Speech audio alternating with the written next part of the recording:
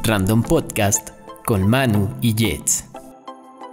Entretenimiento, Deportes noticias y temas en general. Eso y más en un solo lugar. Yes, no, maybe.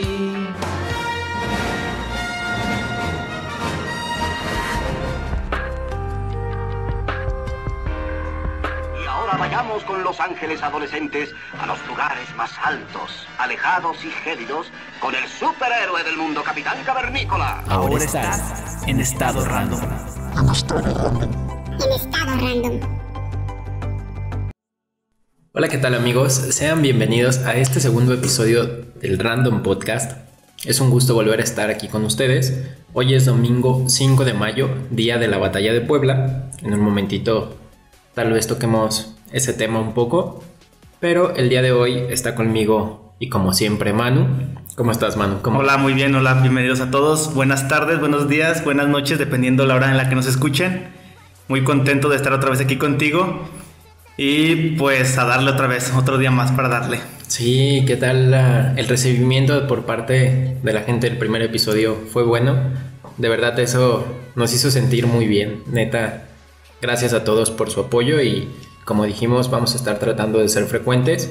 Y aquí está el segundo episodio. Sí, parte de esto que mencionas, un agradecimiento especial a la página de Facebook Todos Somos Marvel, que nos ayudaron ahí a compartirnos en Facebook. Les mandamos un abrazo a todos los administradores que forman parte de esta página y pues muchas gracias. Sí, de verdad, muchísimas gracias. Vamos a estar dejando aquí en la descripción el link para que puedan ir a visitarlos también. Nos compartieron porque la semana pasada fue el tema referente a la película de Avengers, entonces reiteramos el agradecimiento. Y también queremos agradecer y mandar un saludo y un fuerte abrazo a los que se tomaron el tiempo para dejarnos sus comentarios aquí en YouTube, que son Jorge Resillas, Yasmín Negrete, Vania Grijalva, Jordan Arias y Alan Romero. Para todos ustedes, de verdad les agradecemos su apoyo, las buenas vibras que nos mandan y a todos en general, porque no solo los que nos dejaron sus comentarios aquí en YouTube, sino a toda la banda que nos escribió, que nos dijo, oye, ¿sabes qué? Está chido el programa. Aquí estamos para seguir haciéndolo. Bueno, y sin más preámbulos, vamos a iniciar con este segundo tema. Este tema vamos a abordar mitos y leyendas. Y para iniciar sobre todos los mitos, invitamos a una persona muy especial para nosotros, que es un amigo de muchos años.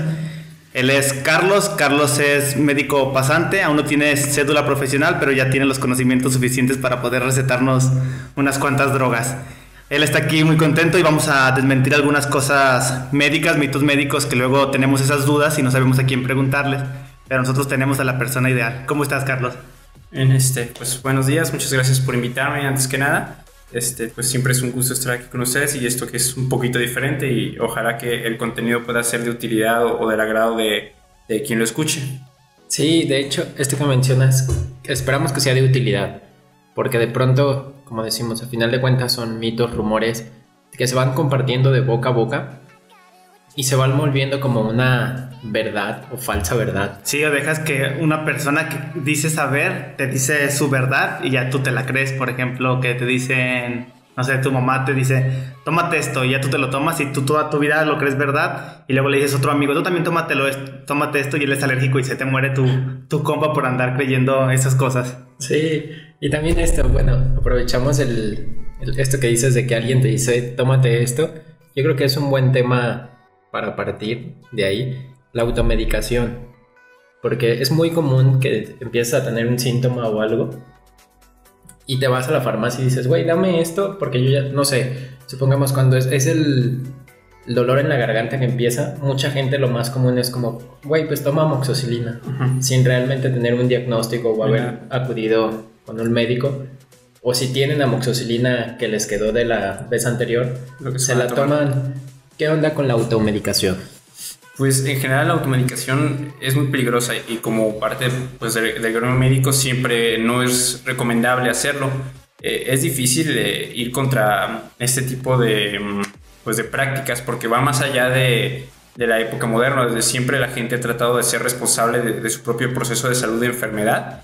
Entonces desde siempre han existido desde los remedios caseros, remedios de las mamás, remedios de la comadre, hasta hoy en día que ya tenemos mayor acceso a medicamentos y a otro tipo de sustancias que a veces se venden como parcialmente medicamentos como el Herbalife, y que la gente empieza a tomarlos para hacerse responsables de este proceso, pero pues no es recomendable, porque si bien una gran cantidad de ocasiones en que la gente se automedica es algo totalmente inocuo, o sea, no hay nada de malo con que te duele la cabeza y tomas algo para el dolor, o que no sé, te duele el estómago y no sé, te tomas un tecito, pues no hay tanto problema. El problema viene cuando se pospone el buscar una atención médica o una atención de salud cuando lo amerita, por miedo o por demasiada confianza en esas creencias. En el caso que mencionas, por ejemplo, de la amoxicilina es un antibiótico, y como muchos saben, los antibióticos están siendo sobreusados en abuso, porque la gente tiene el concepto de que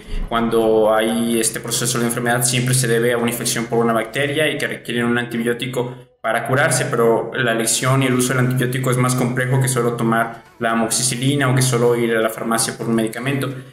Conlleva ya todo un proceso que debe de ser guiado por un médico, porque como tal, aunque suena un poco severo, el uso de un antibiótico entra dentro del concepto de quimioterapia. La quimioterapia involucra todo aquel tratamiento médico que está hecho o dirigido para pues matar células, ya sean propias o células de algún organismo ajeno al nuestro que está produciendo un proceso de enfermedad. Entonces, aunque suene exagerado, usar un antibiótico es quimioterapia y no deberíamos usarlo a menos que sea recomendado por un médico. Sí, creo que todo esto ha sido también potencializado por el internet. A pesar de que es una gran herramienta, es muy común que dices, ay, me dolió el brazo, déjame busco en internet qué pasa ya, me duele el brazo y tengo morado. Y cuando probablemente fue un golpe, ya en internet te dice, a lo mejor tienes un tumor en tal parte y ya te vas a morir. Y entonces tú mismo buscas medicamentos que me pueden curar del cáncer que tengo en el brazo, que ni siquiera lo has revisado con un médico. Y creo que esto ha potencializado mucho qué tan cierto es lo que viene en internet y qué tanto hay que creerlo o qué tanto hay que ignorarlo. Pues es que el problema como tal no es el internet, porque el acceso a la información de verdad cambió muchísimo la manera en que abordamos todo. Yo lo puedo decir como mi época ya de estudiante en esos tiempos ya modernos es muy diferente a lo que vivieron pues algunos de mis profesores hace 20 o 30 años, donde su único acceso a la información era ir a una biblioteca, esperar a que llegara cierto artículo, cierto libro. Ahora pues das unos clics y tienes una gran cantidad de información a tu disposición. El problema no está en la información, el problema es el uso que hacemos de ella, y que desgraciadamente nadie nos ha instruido sobre cómo acceder y depurar adecuadamente esta información. O sea, simplemente te creamos el primer clic y es que aquí está diciendo esto. No nos ponemos de una manera de verdad crítica a analizar de dónde estamos leyendo la información, quién la está posteando, qué tipo de evidencia nos dan, hacer un análisis sistemático de lo que estamos buscando o de lo que queremos saber.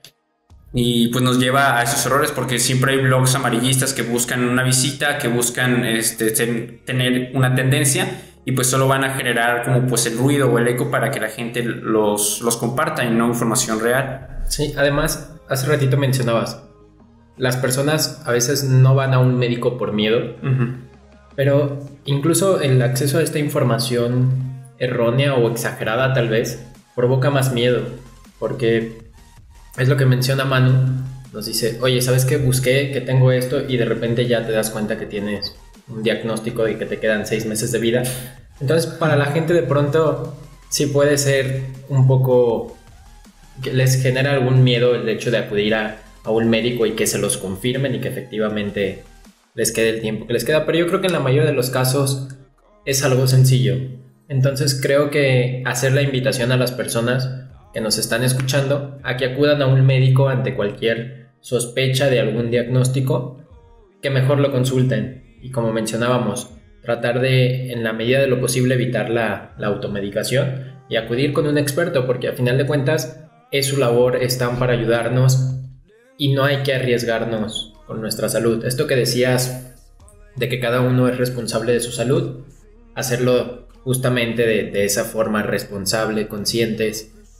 Y partiendo de aquí también vamos a dar inicio con algunos otros temas que pueden ser considerados como mitos o que se han ido pasando de boca a boca. Sí, mira, por ejemplo, yo este mito que lo he escuchado no solo en mi mamá, sino en casi todas las mamás de mis compañeros, que vas a salir y a fuerza tienes que usar tu suéter, que te dicen, ponte el suéter, mijo, porque te vas a enfermar. O sea, no hay nada más importante que salir con suéter. Incluso a veces salgo sin desayunar, pero siempre y cuando salga con mi suéter no hay problema, porque mi mamá me da la bendición. ¿Qué tan cierto es que el frío te puede causar una enfermedad? O que andas descalzo y que te dicen, ponte los zapatos porque te vas a enfermar, mijo. Pues realmente es falso, pero tratar de luchar contra esta creencia que está demasiado arraigada en general en la cultura, no sé si solo latinoamericana, mexicana o qué tanto se extienda más allá, pero por lo menos sé que aquí en México eso es ley y contradecir eso es como de, ¿qué te pasa? O sea, es que te enfermas porque no traes suéter, te enfermas porque estás descalzo.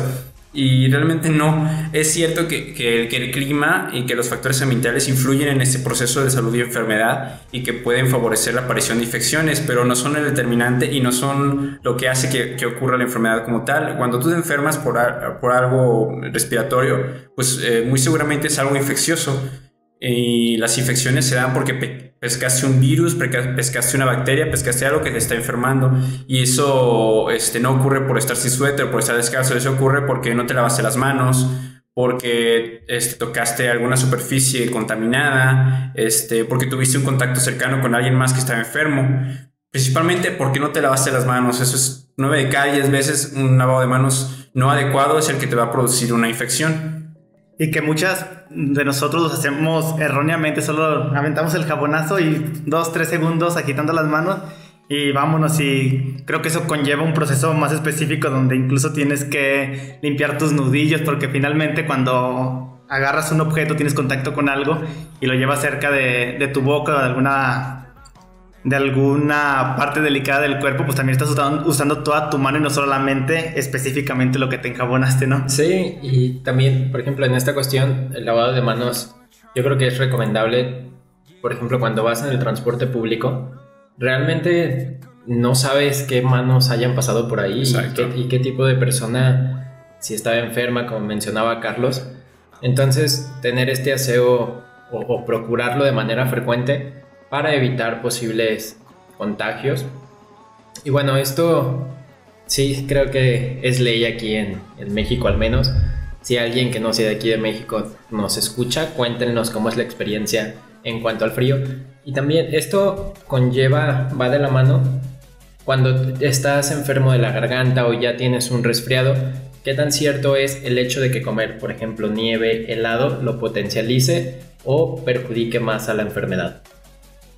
Como tal, puede que solo sea molesto para la persona que esté enferma, pero por sí solo no va a empeorar tu estado de salud o va a agravar la infección, porque es un proceso infeccioso en el que la mayoría de las veces es autolimitado. Y si no es autolimitado, aunque tomes nieve o no tomes nieve, pues va a seguir un curso diferente, no lo va a alterar. Pero ¿por qué se da esto? Porque pues bueno, estamos hablando de un proceso que altera tu equilibrio como tal, tu homeostasis.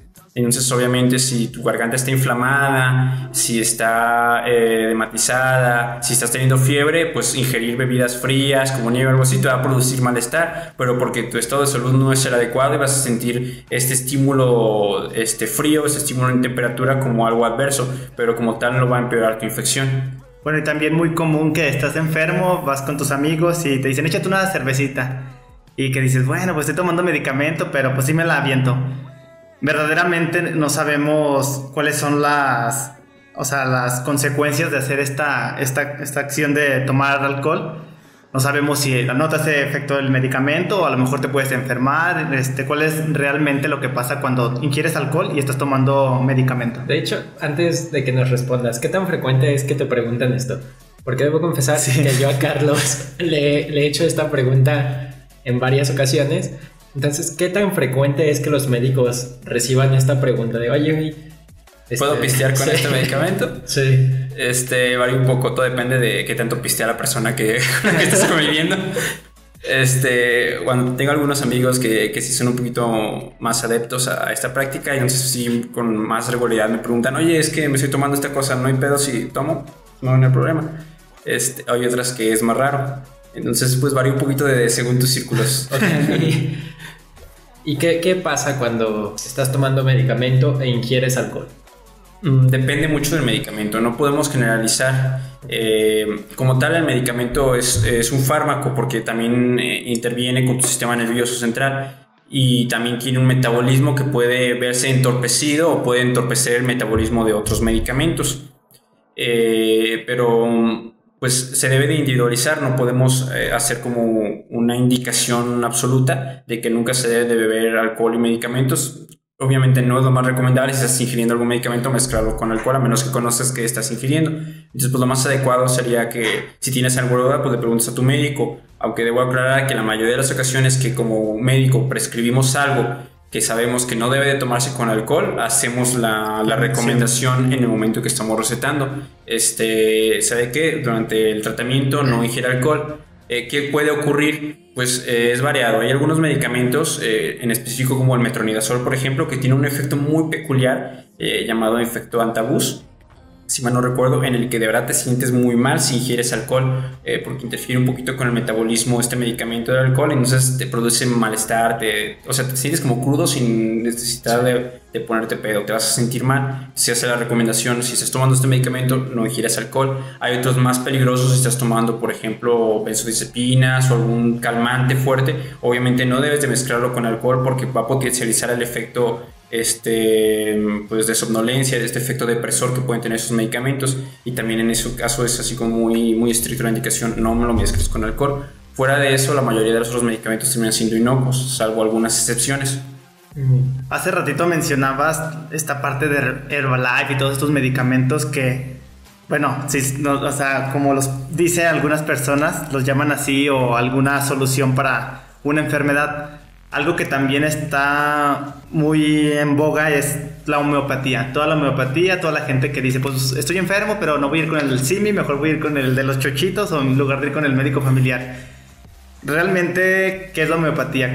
¿Cuáles son las consecuencias de usarlo? ¿Tiene algún pro en contra de la salud, o simplemente son dulcitos que ingieres? Pues realmente son dulcitos que ingieres. Como tal, se puede resumir en que la homeopatía no es medicina, y si no es medicina no puede ayudarte a curar. Algunas personas van a defender que es como parte de un tratamiento alternativo, que es una otra opción, pero pues a mí me gusta mucho resumirlo como lo decía uno de mis profesores. Existe la medicina, y la medicina está basada en evidencias. Cualquier cosa que no esté basada en evidencias simplemente no es medicina. Lo que más puede producirnos la homeopatía de positivo pues es el efecto placebo, que nosotros estamos creyendo que ingerimos algo que nos producirá un beneficio, y entonces pues eso nos hace sentir bien a pesar de que como tal no haya ningún compuesto activo. ¿Y por qué y digo que no hay ningún compuesto activo? Porque el principio por el que trabaja la homeopatía es por este principio de la igualdad, de que si tú sientes, estás enfermo de algo del estómago, entonces debes de tomar lo que te enfermó en una dosis mucho más reducida para curarte. Y eso se transpone a muchísimo tiempo atrás, en los inicios de la medicina, y que se siguió esta corriente que no desapareció del todo. Pero bueno, la homeopatía llegó al absurdo en el que pues para crear esta dilución diluye las sustancias en, no sé, una gota en un litro de agua, y entonces al final estás tomando nada. Solo te venden la ilusión de que estás tomando algo que alguna vez existió. En esta parte de la igualdad, esta equivalencia que hay que hacer de consumir lo que te enfermó para curarte. Por ejemplo, hay casos en los que a lo mejor los venenos es un poco el caso, ¿no? Exactamente, de ese tipo ahí viene esa teoría. Ahí, pero viene haciendo la referencia a esto, se cree que las vacunas pueden generar la misma enfermedad como tal. Por ejemplo, si te vacunas te puede generar gripe porque se utilizan los virus muertos para crear la vacuna como tal. Entonces, ¿qué pasa con esto? Por ejemplo, con las vacunas. También se comenta de que pueden generar autismo.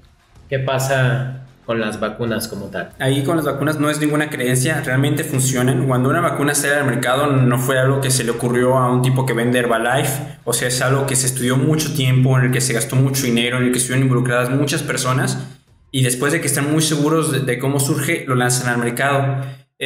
No como tal todas las vacunas funcionan igual. Debemos de hacer aquí el hincapié que las vacunas hay de distintos tipos. Hay vacunas que trabajan con con el agente biológico activo atenuado, Por ejemplo, hay vacunas de virus atenuados, o sea, que tienen el virus vivo, pero que se le ha debilitado con procesos químicos para que no sea el virus salvaje como tal, sino solo una versión como pues ablandada. Hay otras que no tienen componentes vivos, que solo tienen componentes proteicos, que tienen el recubrimiento de la bacteria o el recubrimiento del virus para provocar la reacción inmunológica y generarnos la inmunidad. Así es como van funcionando las vacunas.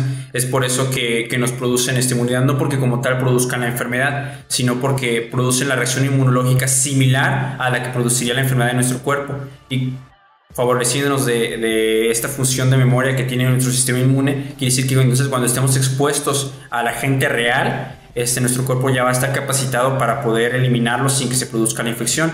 Habrá que decir que si bien son excelentes las vacunas, su efecto es diferente a lo que la gente tiene preconcebido. Es cierto que si te pones, por ejemplo, la vacuna para la influenza, hay algunas personas que van a desarrollar un cuadro similar a la gripe.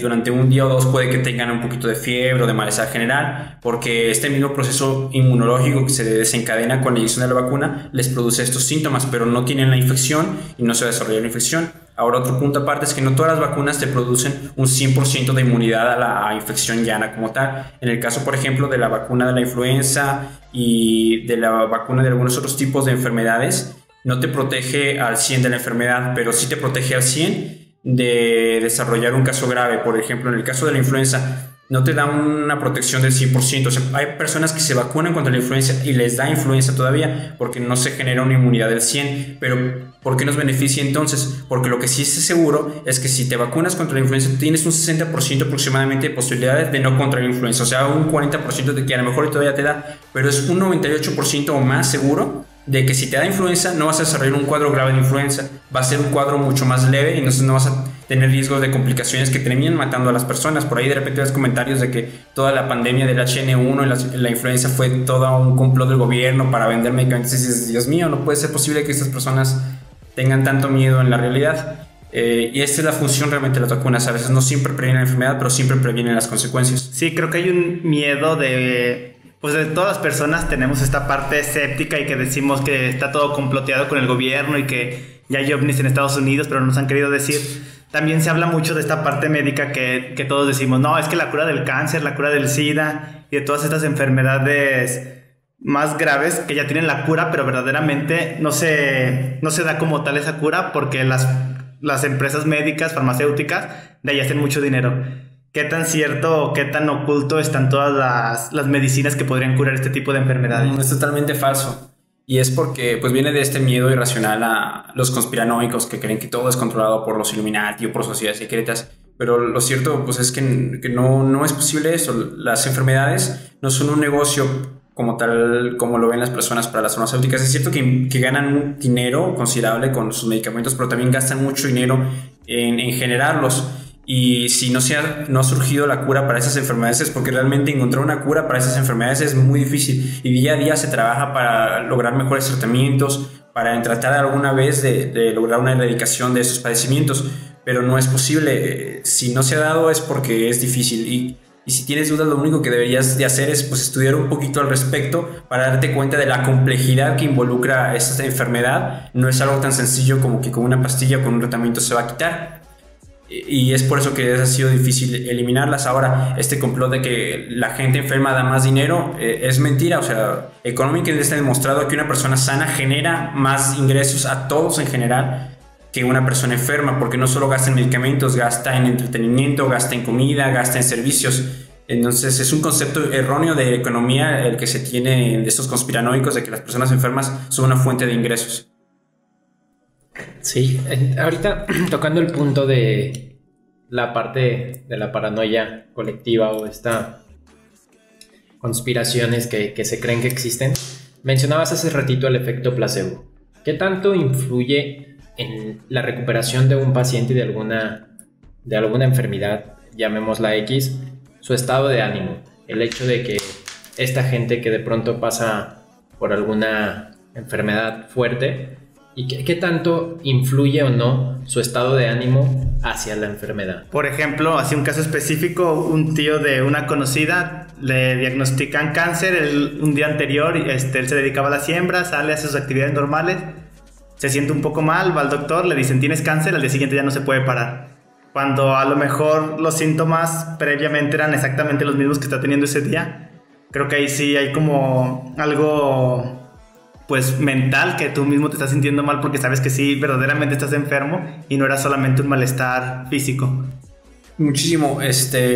Ya los conceptos más actuales respecto a la salud involucran más que solo un bienestar físico o la ausencia de enfermedad. Hablan de pues un bienestar biopsicosocial, o sea, estar bien físicamente, psicológicamente, estar bien con tu comunidad, estar bien con tu entorno. Entonces, cuando hablamos del efecto placebo en estas personas, tanto en un punto positivo como negativo, es muy real. O sea, si alguien afronta de una manera negativa un padecimiento, este padecimiento va a atormentarlo mucho más que una persona que está tratando de poner buena cara. Y eso lo vemos incluso en las personas que padecen de algún enfermedad del estado de ánimo, de algún proceso psiquiátrico, depresión, ansiedad, distimias, todas esas cosas son procesos de enfermedad reales producidos por una deficiencia en el cerebro, y vemos una afectación, una somatización de que empiezan a tener otra sintomatología externa. Es lo mismo con una enfermedad común, aún si es una enfermedad devastadora, si no lo afrontamos de una manera adecuada, que a veces es más sencillo decirlo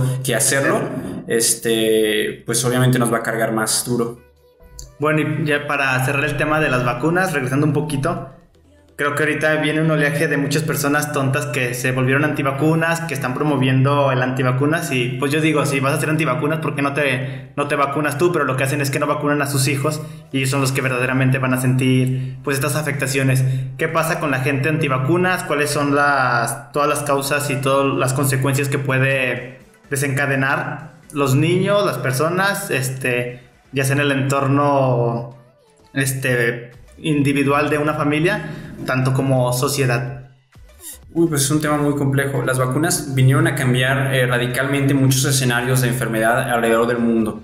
De enfermedades como la viruela desaparecieron del planeta. Enfermedades como la polio, en México la polio no existe. De hecho, en México tenemos tan buen esquema de vacunación que ya no hay casos de polio, y todavía en Estados Unidos y en otras partes del mundo por ahí logran reportar, obviamente en Asia, muchos más casos, pero aquí no. Este movimiento es un movimiento cultural muy complejo. Se origina en sitios donde las vacunas no son gratis. Aquí en México nos cuesta un poquito más de trabajo, aunque ya está mermando por la influencia que tienen Estados Unidos y otros países en la población mexicana, pero nos cuesta más trabajo afrontar ese tipo de cosas, porque aquí las vacunas se dan gratis. O sea, el gobierno federal invirtió muchísimo dinero en tener uno de los mejores esquemas de vacunación del mundo. México tiene de los mejores esquemas de vacunación que te puedas imaginar. Tiene mejor esquema de vacunación que Estados Unidos, tiene mejor esquema de vacunación que una gran cantidad de países de Europa, y tiene mejor esquema de vacunación que yo creo que todos los países de Latinoamérica, a excepción tal vez de Cuba o de algún país así tipo más socialista que esté invirtiendo igual.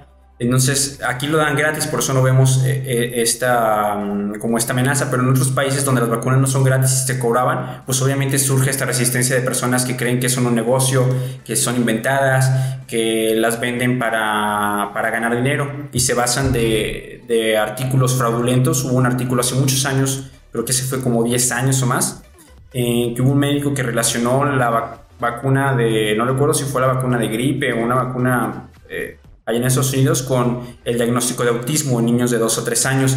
Hizo un estudio totalmente incorrecto que no fue bien validado, en el que de hecho él lanzó este estudio porque estaba siendo financiado por una farmacéutica que quería desprestigiar a otra farmacéutica que estaba vendiendo la vacuna. Entonces financian a este tipo para que publique un estudio atacando la vacuna de la empresa rival para que la sacaran del mercado. El problema fue que fue publicado, que se circuló, y aunque un poco tiempo después la misma revista que publicó el artículo dijo no, pues es mentira, nos retractamos, pedimos disculpas por haber publicado el artículo de este tipo, ya corroboramos sus fuentes y nos dimos cuenta que fue falso, se generó mucho daño. Y el problema con estas personas antivacunas no es que su salud no solo recae en ellos, sino que, como tú lo dices, dejan de vacunar a sus niños, y de repente vemos un caso de tétanos, vemos casos de sarampión como están surgiendo en Europa, como están surgiendo en Estados Unidos, por niños que no vacunaron a sus padres y que padecen la enfermedad, porque finalmente estos padres antivacunas, irónicamente, fueron vacunados. Es por eso que lograron una vida adulta sana. y ponen en riesgo a sus hijos, ponen en riesgo a los niños de los demás. Hay pacientes que tienen cáncer, hay pacientes que tienen VIH, hay pacientes que tienen otra inmunodeficiencia que impiden que como tal ellos puedan ser vacunados porque su sistema inmune no va a responder adecuadamente a las vacunas, o aunque se les vacune no se va a generar la inmunidad. Entonces ellos dependen de que el resto de la población esté vacunada para que la infección no llegue a ellos. Cuando tú dejas de vacunar, pierdes también este efecto de protección y arriesgas a otras personas, arriesgas a otros niños que padezcan la enfermedad. Retomando el tema de las vacunas, ya nos mencionaste que puede afectar o no, es que a final de cuentas es responsabilidad de todos. Digo, no quiero hacer que suene mala la comparación, pero es como cuando tienes una mascota. De las primeras cosas que haces es ir a vacunarlas. Lo llevas al veterinario para que justamente tu mascota o lo que sea pueda tener una vida saludable. Digo, sí. Entonces creo que a nivel personal me parece una gran irresponsabilidad el hecho de que los temas médicos y de salud no se les dé la importancia que necesitan, porque de pronto volvemos al tema de la paranoia colectiva. Se empieza a crear malinformación que a final de cuentas afecta a todos. Entonces la recomendación es: infórmense, de verdad, no tengan miedo, no se dejen malinformar y traten de siempre estar, yo hago hincapié, informados, porque a final de cuentas así es como se deben hacer las cosas. Otra pregunta que tenemos es: ¿qué pasa cuando te truenas los dedos? Porque eso también es muy común. Sí. Se da, no, es que no te los truenes. Te va a dar artritis, Sí. te vamos a poder moverlo, te vas a quedar chueco. Sí, ¿qué pasa cuando uno se truena los dedos? Pues siendo honesto, no lo sé. Y es que es un tema de esos de medicina en los que no hay nada cierto, no hay nada realmente bien dilucidado. Y ha habido distintas posturas. Algunos que dicen que es un proceso degenerativo, que altera la articulación. Otros que es un proceso inocuo. Hoy en día realmente no hay ninguna información que avale que esta práctica va a degenerar en un daño articular o en un daño a largo plazo. El por qué ocurre tampoco está bien dilucidado. Algunos creen que es una especie de colección de líquido, de aire que surge en las articulaciones. Lo único que les puedo decir hoy es que como tal no hay nada demostrado de que sea dañino a largo plazo. Así que no hay nada de malo con tronarte los dedos, tronarte los huesos, a menos que te duela o te produzca otro malestar después, pero como tal no hay nada. ¿Y por qué ocurre? Pues no lo sé. Me he investigado y no he encontrado algo claro porque no hay información al respecto. Sí, como una vez que fui al doctor y le decía: doctor, si me toco la pierna me duele, si me toco el brazo me duele. Y me dijo: pues que lo que tienes roto es el dedo, o sea, por eso te duele. Pero bueno. Ahorita que mencionas eso, ¿sabes por qué en México Thanos no pudo destruir a la población? ¿Por qué? Porque tenían la vacuna antitétanos. Pasando al tema de la donación de sangre. ¿Se puede donar sangre con tatuajes? Durante mucho tiempo se mencionaba y se decía que si te hacías un tatuaje quedabas imposibilitado para hacer donación de sangre. ¿Se puede o no donar sangre cuando se tienen tatuajes? Sí, pero bajo ciertas condiciones. El proceso de donación de sangre es mucho más estricto hoy en día porque surgieron enfermedades, o bueno, se reconocieron más bien enfermedades que se transmiten por vía sanguínea, por vía sexual, como son la hepatitis C, el VIH, algunas enfermedades parasitarias que no son tan frecuentes en esta parte de México, tal vez sí en las costas y en algunos lugares de Asia. Entonces, ¿qué ocurre con las recomendaciones que se dan? Pues se dan recomendaciones para que el que va a donar sangre tenga menos posibilidades de presentar alguna de esas enfermedades, porque, pues bueno, aunque se le corren pruebas a todos los que van a donar sangre para asegurarnos de que sea sangre segura, aún así puede haber un error en esas pruebas, puede estar en un periodo en el que su infección no era detectable por los métodos habituales y que esté transmitiendo una enfermedad. Es por eso que, por ejemplo, antes del 92 hubo un boom de hepatitis C, porque no se corría esta prueba en los donadores, no se había identificado la enfermedad y hubo una gran cantidad de personas que donaron y recibieron sangre infectada. Ahora, en cuestión de los tatuajes, se pone una restricción de que de preferencia no dones, porque bueno, los tatuajes no son todos como los conocemos hoy en día, de que pues voy a este local que está en una zona agradable de la ciudad, donde hay una regulación sanitaria adecuada y este tipo que estudió una licenciatura, pero luego se hizo tatuador porque iba afín con sus gustos, con sus intereses.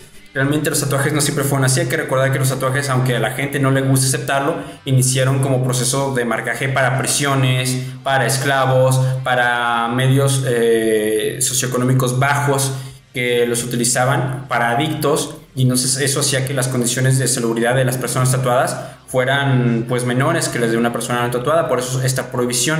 Lo cierto es que sí puedes donar si tienes un tatuaje, pero hay que seguir las recomendaciones de que cuando menos tienes que esperar un año o un periodo un poquito más largo después de que te hayas tatuado para poder donar. ¿Por qué? Para estar seguros de que en el tatuaje no adquiriste tú ninguna infección. Entonces a esperar al menos un año después de este proceso de tatuado para asegurarnos de que no se manifestó ninguna enfermedad en ti y que no estás enfermo de nada, y entonces ya poder tatuar. Ahorita me viene a la mente, alguna vez tuve una plática con una maestra de la universidad y le estaba contando que iba a renovar mi licencia de conducir, y me decía ella que ella siempre ponía como no donadora, que porque, por ejemplo, vas manejando, tienes un accidente y entonces estás casi a punto de morir, y dices, su corazón está bueno, entonces hay que matarlo para poder donar ese corazón y podérselo llevar al hijo de Carlos Slim, que tiene mucho dinero, para poder solventar el envío en helicóptero y todo eso.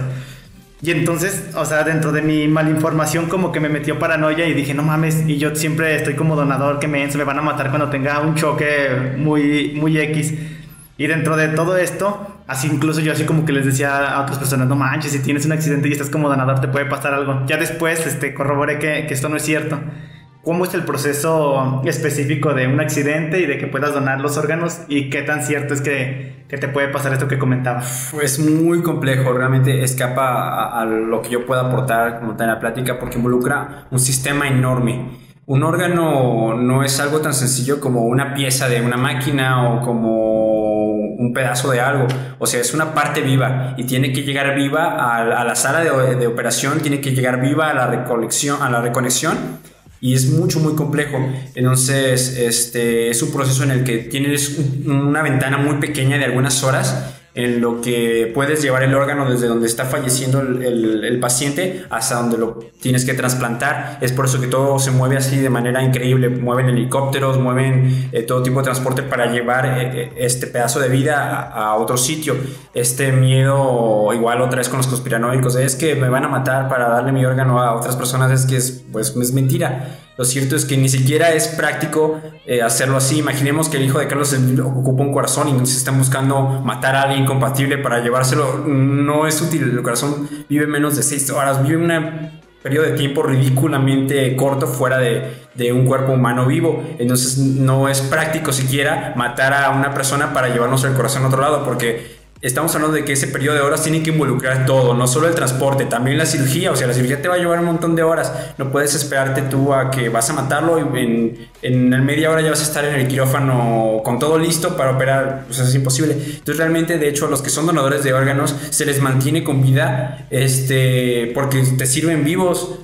Si por alguna razón llega a morir, pues te conviene más que lleguen a morir ya en un hospital, ya en un sitio cercano a donde se va a donar, y no como tal en la carretera o no como tal en otro lado. Y es un proceso mucho más complejo que solo tomar una pieza. Aunque nosotros nos pongamos como donadores, a lo mejor no va a ser útil lo que nosotros podamos aportar por el daño que haya producido lo que nos mató o X razones. Bueno, creo que para cerrar este tema de la donación, tanto de sangre como de órganos, es importante, pues si tenemos las condiciones, pues poder realizarlo y anotarnos a esta causa, porque pues no todas las personas lo hacen. Incluso yo en alguna ocasión doné sangre y me explicaban que las personas que ayudaba al hacer ese tratamiento, sí, y que incluso era bueno para mi salud, no recuerdo exactamente por qué, pero sí me explicaron algo que era bueno para mí. Pues tal vez como tal bueno para ti, no puedo decir así como, es que donar sangre te ayuda, pero lo que sí es que vas a ayudar, cuando menos por cada donación de sangre que hagas, estás ayudando a 3 personas, porque de tu sangre separan 3 componentes, que son el paquete globular, el plasma fresco congelado y pues las plaquetas. Entonces vas a ayudar directamente a 3 personas con cada donación de sangre, y puedes donar sangre como cada mes y medio, cada 2 meses puedes ir yendo a donar sangre. Claro, mientras no tengas ninguna otra condición de salud que lo impida, y para ti no va a significar peligro, no va a significar algo negativo, y puedes cambiar la vida a alguien.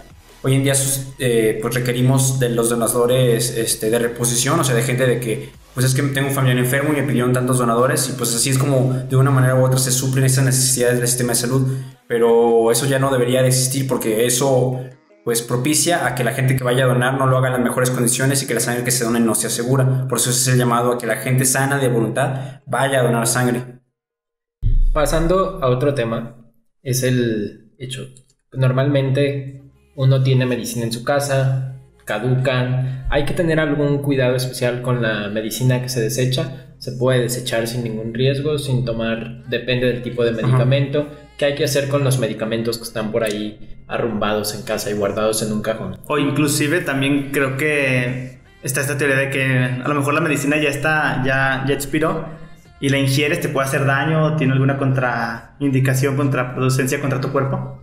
No es tan simple como lo ponen así en la cultura colectiva, en la mente colectiva de todos, de que se vuelve tóxico después del periodo de expiración, igual que la comida. Lo cierto es que, similar a la comida, el fabricante te pone una fecha de caducidad, porque después de esta fecha él no puede garantizar que su medicamento aún cumpla con las características de calidad necesarias que él te está vendiendo.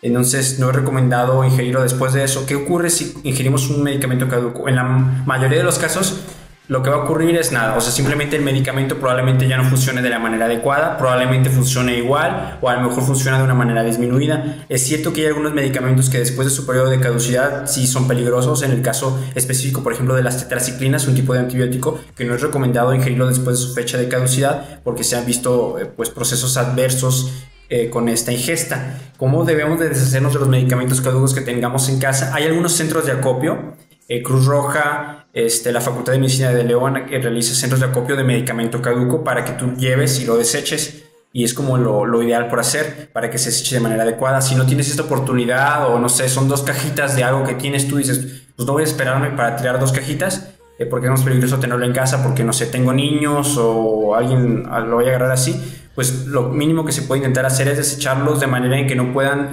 volver a ser utilizables. El peligro que hay al desecharlo a la basura es que existe un mercado negro de personas que se dedican a pepenar esos medicamentos de la basura y a venderlos en tianguis o venderlos así de manera ambulante, y obviamente a precios mucho más baratos, porque pues hay una población de personas, un grupo de mercado que obviamente va por sus recursos tratar de adquirir un medicamento más barato aunque esté caduco.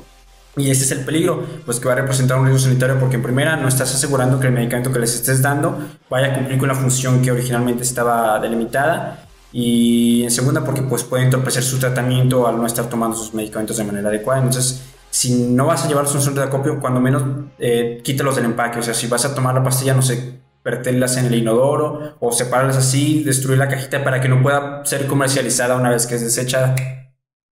Y creo que es importante también desde la parte de los consumidores no potencializar este comercio, evitando comprar en lugares no oficiales, por así decirlo, como en tianguis o de manera ambulante, para evitar que estas personas pues sigan lucrando con los medicamentos, porque creo que incluso más allá de los que pueden hacer medicamento pirata, pues también existe gran parte de la gente, a lo mejor que trabaja en algún IMSS, en alguna parte médica, que llega a hurtarlos y venderlos de manera clandestina. Entonces creo que nuestra parte es no consumir producto que no sepamos su procedencia.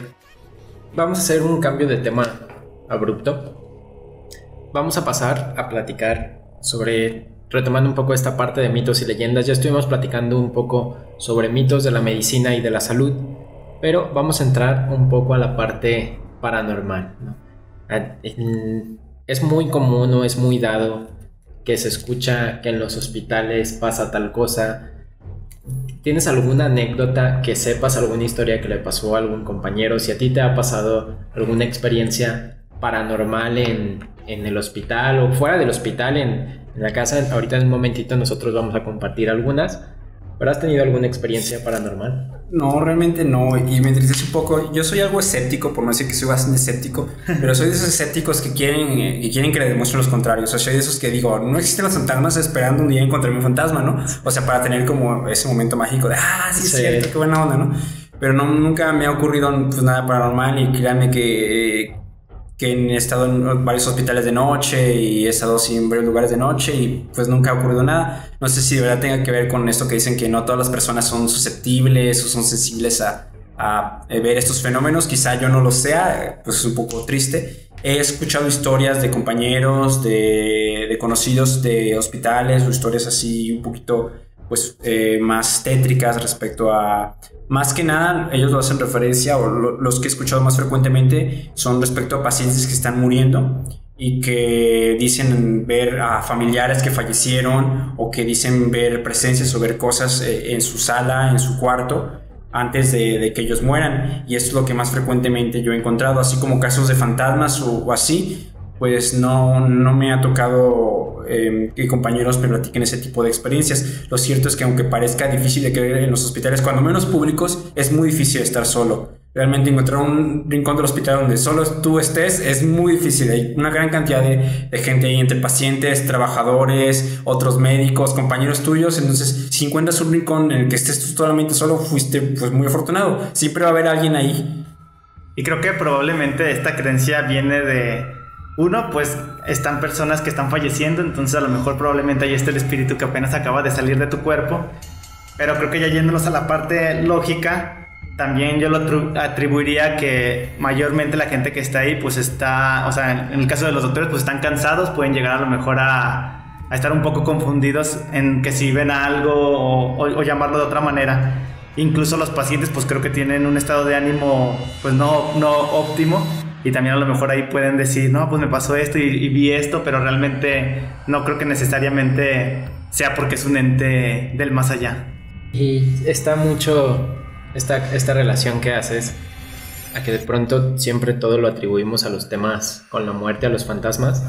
Yo también soy de esta idea de que a mí me encantaría ver un fantasma. O sea, realmente me gustaría tenerlo enfrente y decir, no mames, güey, a nivel personal. Sí, porque es quizá una prueba de si existe algo más allá. Exactamente. Entonces, a mí me encantaría ver un fantasma. He tenido alguna experiencia paranormal que justo donde ustedes no están viendo, pero estamos grabando en una oficina donde nosotros, mi hermana y yo, damos cursos y talleres y de desarrollo humano. En la parte de arriba tenemos un pasillo y tenemos un cuadro colgado. El cuadro tiene un cristal, y un día en la noche nos quedamos aquí a dormir, salimos en la madrugada y el cuadro estaba acomodado en el pasillo, así de manera perfecta, centrado en el pasillo. Como en el piso. Ajá, como si hubiera caído, piso, sí. Exactamente. Entonces yo me levanté al baño, lo sentí y fue como, güey, ¿qué pedo? ¿Por qué está aquí? Lo ignoré. En la mañana estábamos en la cocina mi hermana y yo. Entonces fue así como que, oye, ¿qué pedo con el cuadro? ¿Por qué lo bajaste? Algo así.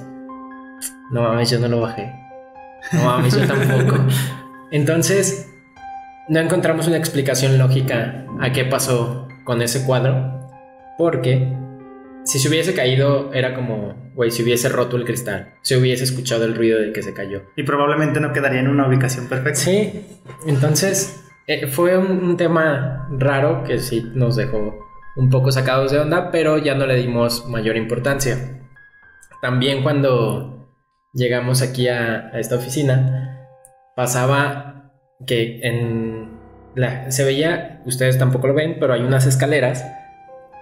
En las escaleras que están ahí, de pronto se veía una sombra curiosa, pero era como entre sombra y luz, como que la luz hacía un juego raro, particularmente en ese punto de la escalera, y nunca nos llegamos a explicar. De pronto dejó de verse, pero sí me pasó otra experiencia ahí mismo en esas escaleras, algo muy similar a lo del cuadro que ahorita que platiqué. Lo del cuadro, no me acordaba de esta experiencia, pero cuando estábamos instalándonos yo venía a limpiar y estábamos trayendo lo que necesitáramos, ¿no? El material, el mobiliario. Tenemos un grupo de cojines que son cuadrados, entonces los apilábamos uno sobre otro. Hay una bardita ahí en la escalera, yo los ponía todos en esa bardita y estaba limpiando así, pero de pronto volteo y todos los cojines estaban al pie de la escalera acomodados, igual que es el mismo caso que el cuadro. Que por eso les digo que se me hace curioso porque ya no me acordaba de eso hasta ahorita que lo empecé a platicar. Y ese día yo estaba así como, güey, no mames, porque están aquí acomodados al pie de la escalera. Y también no es como que me clave mucho con esos temas, pero yo trataba de hacer la recreación de, güey, es que si se cayeron juntos, me parecía, porque estaban de manera horizontal, apilados, ya no en vertical, ¿no? Porque a lo mejor es más fácil que si caen en vertical, caigan todos juntos. En esa ocasión no encontré una respuesta. Y sí, de pronto mi hermana y yo a modo de broma, era como, no, pues la niña. O así, ¿no? Le das. Pero fuera de eso, yo creo que estas han sido una de las experiencias que me han pasado aquí en esta oficina. Anteriormente estábamos en otra oficina, pero en esa casa sí estaba cabrón el pedo. A mi hermana una vez le pasó que había una puerta, así como está aquí, pero en esa puerta no había ninguna entrada de aire. Entonces ella cuenta que empezaron a mover la puerta como si alguien quisiera salir. Entonces dice que lo primero que ella pensó fue como de, güey, se metieron a robar, pasó algo, amarraron a una persona y está intentando dentro. Salir. Cuando fue a abrir la puerta no había nadie dentro. Entonces ella se salió a la calle así como angustiada o lo que sea, y que le preguntó a la secretaria de aquí, oye, ¿sabes qué? Me pasó esto. Y que la secretaria le dijo, no, es que aquí asustan. Entonces, de hecho yo estoy muerta. Sí, que le dijo así como que, ¿sabes qué? Aquí asustan, no sé, pasa esto, así. Y a mí, en esa ocasión, nosotros impartimos un taller donde en una de las sesiones la gente grita. Es muy catártica esa sesión, grita, le pega cosas, pero la sesión se imparte con las luces apagadas para que la gente tenga mayor privacidad y porque de pronto... Más confianza. Sí, si ves a un vato gritando al lado de ti, pues no está chido. Entonces, para que la gente se sienta en un espacio más íntimo, se apagan las luces. Es un trabajo personal, pero estábamos ahí en esa casa. A mí me pasó algo que yo en el oído escuchaba como si alguien murmurara, así como... Y era, no sé, era una sensación rara, porque a lo mejor esto es un tema donde se siente la vibra de la gente, se siente una atmósfera pesada. Salgo de ese saloncito, el baño daba a un pasillo que topaba con una pared.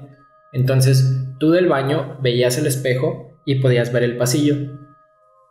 Y yo estaba como, me fui a lavar la cara, estaba como sugestionado tal vez, porque les digo que yo escuchaba así como el susurro, así como de... Entonces volteo a ver el espejo y veo que pasa como una figura negra, un bulto, pero por el pasillo en dirección hacia la pared, y se mete a la pared. Y yo así como, güey, qué pedo. Yo creo que en ese momento, todavía sin racionalizarlo y por todo el contexto que les platico, sí me dio un bajón como de ánimo, sí. Sentí de inmediato así, se me erizó la piel, como que me puse mal. Ya entré otra vez al salón y ya estaban con las luces encendidas. Una señora me dice, oye, te ves bien pálido, ¿te pasó algo? ¿Estás bien? Y yo así como que, no, sí, estoy bien, no pasó nada. Y ya terminamos y le digo a mi hermana, oye, ¿sabes qué? Me pasó esto. Y ella me dice, es que no mames. Ya fue cuando me dijo como... ¿De la puerta? También su sentir. Ajá, que lo de la puerta, que en esa casa pasaban cosas raras.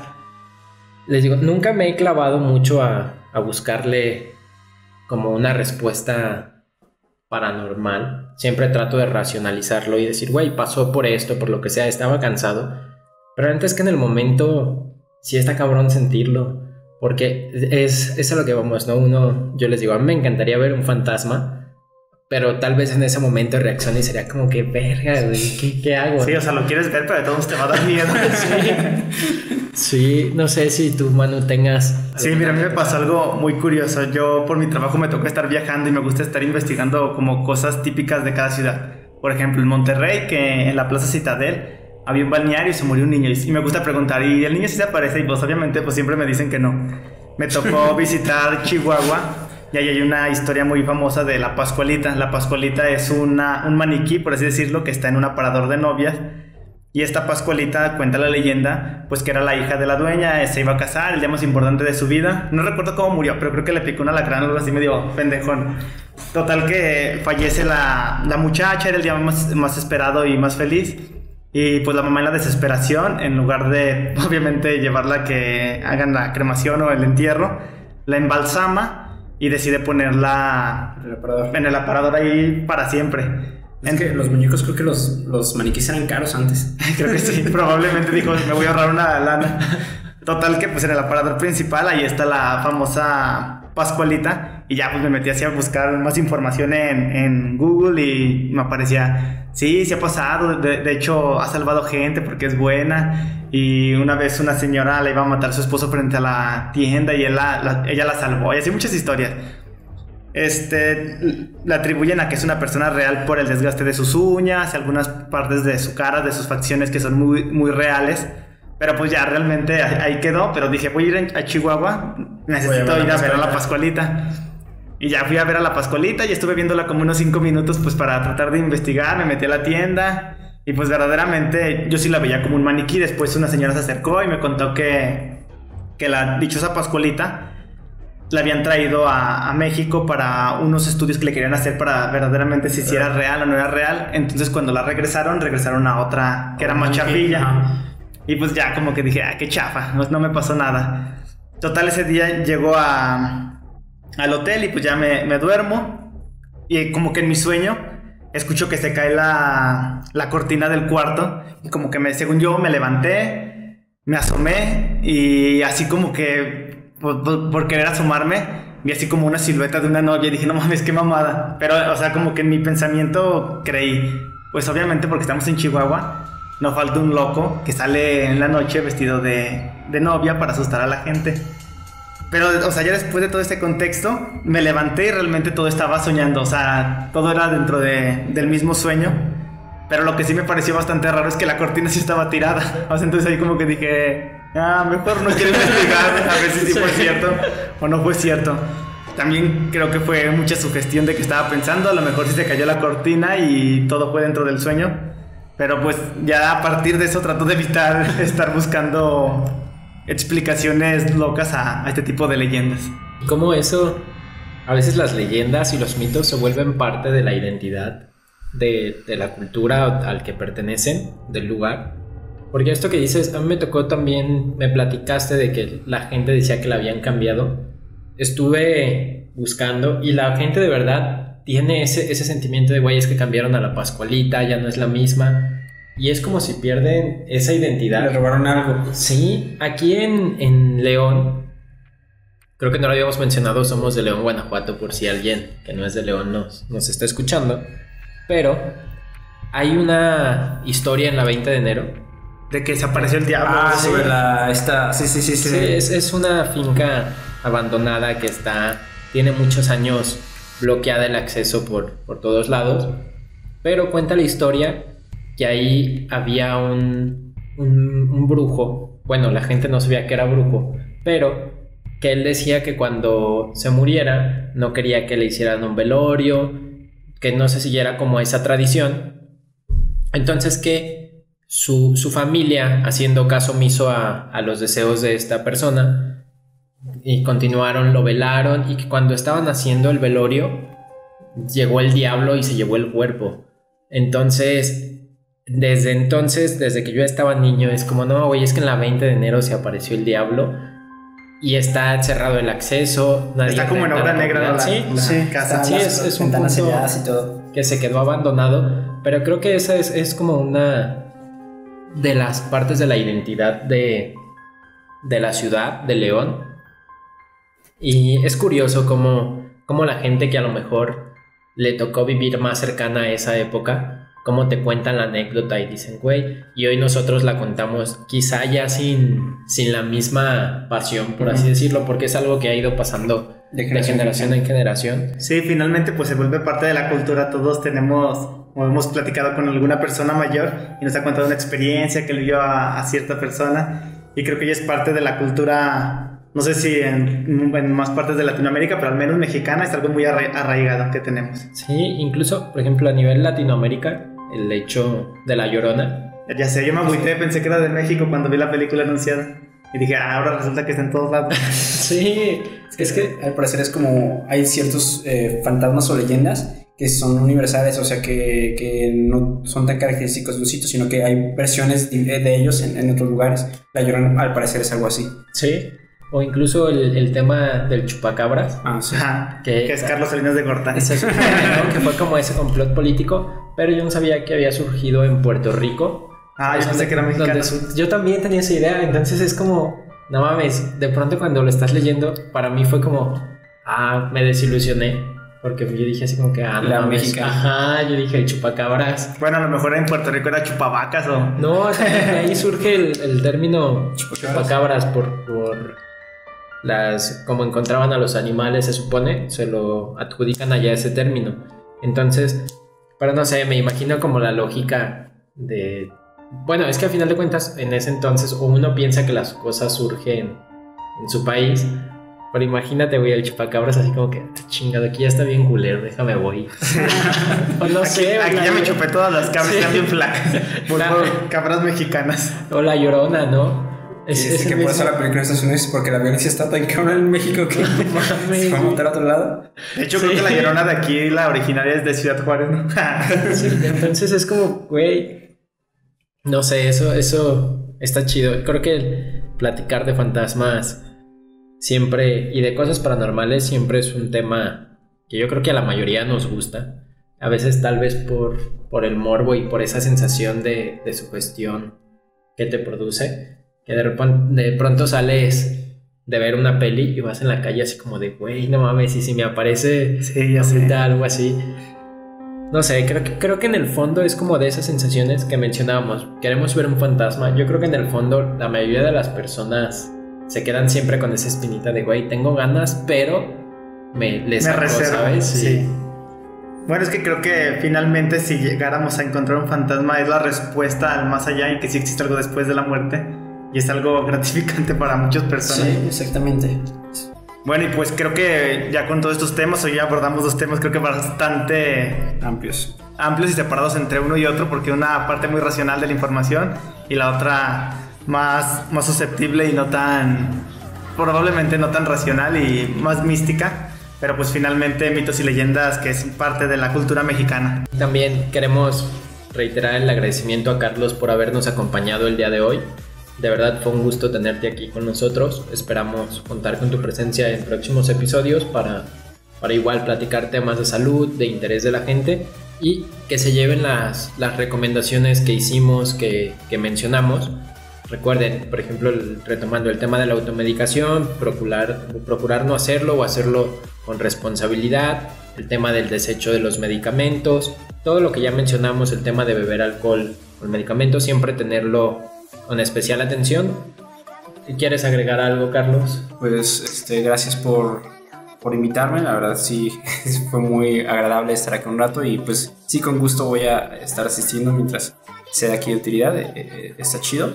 Y pues como última recomendación, pues yo creo que más que nada es el manejo de información, lo que tenemos que aprender a hacer, y pues a no tener miedo a las autoridades. Hoy en día hay los conspiranoicos que están en contra de cualquier autoridad, ya sea gubernamental o científica, médica, cualquiera que represente cierta autoridad, y desconfían plenamente de ello y no tienen un juicio verdaderamente crítico al respecto. Sí, pues finalmente toda la información que busquen, pues traten de ser lo más críticos posibles, traten de investigar, que ustedes les reiteren toda la información que nosotros también les estuvimos aquí compartiendo, y ojalá que les haya servido aunque sea un poquito. Pero pues de todos modos tienen que usar suéter cuando salgan, porque si no, su mamá se va a enojar. Sí, también reiteramos el agradecimiento a nuestros amigos de Todos Somos Marvel. Les decía, vamos a dejar el link aquí en la descripción para que vayan a visitarlo. Recuerden que pueden seguirnos. ¿Dónde te pueden seguir, Manu? En @manumanhb. ¿Y a ti, Jets? También, Jets _, en Instagram, en Twitter. Les decía, en Twitter no lo uso tanto, pero por ahí pueden seguirme. Carlos, ¿tienes algún lugar donde te pueda seguir la gente? No, realmente no tengo redes sociales. Okay. Que seguir. Recuerden también suscribirse al canal. darle like, dejarnos sus comentarios, qué les pareció el episodio de hoy. Si tienen alguna recomendación, también cuéntenos sus anécdotas. Pueden dejarlos en los comentarios o si lo prefieren pueden mandarlo al mail oficial del podcast, que también se los dejamos en la descripción. Agradecemos otra vez el apoyo que ha tenido el podcast, su recibimiento. Esperamos que siga siendo de su agrado. La verdad es que para nosotros es un placer poderlo hacer. Y sin más nos despedimos. Que pasen un bonito lunes y un excelente inicio de semana. Hasta luego.